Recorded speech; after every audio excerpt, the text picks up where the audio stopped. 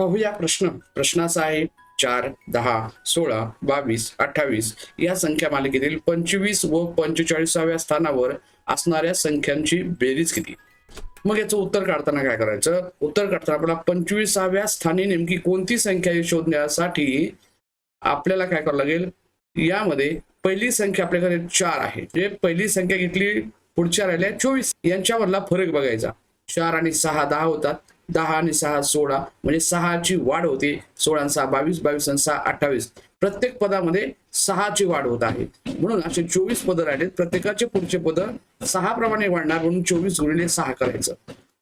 अगदी तीच पद्धत आपण 45व्या स्थानासाठी वापरायची.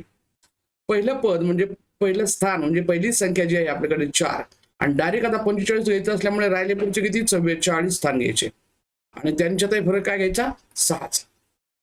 मग यामध्ये या क्रिया करत असताना आता हे उत्तर पाहू. 25व्या स्थानी कोणती संख्या येते? 4 लिहिला. 24 गुणिले 6 करायचे. 24 सख होतात 144.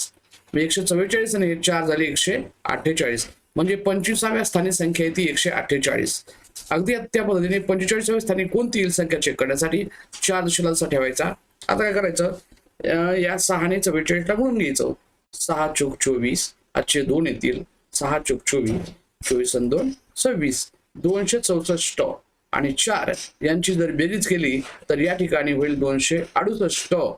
म्हणजे आपल्याला असं म्हणता येईल की 45व्या स्थानी संख्या आहे 268 आणि 25व्या स्थानी आहे 148. या दोघांची करायची आपल्याला बेरीज, आणि बेरीज म्हणजेच हे आपलं आता उत्तर असणार आहे. 8 आणि 8 16. पचाला 1, 6 आणि 4 10, 10 आणि 1 11.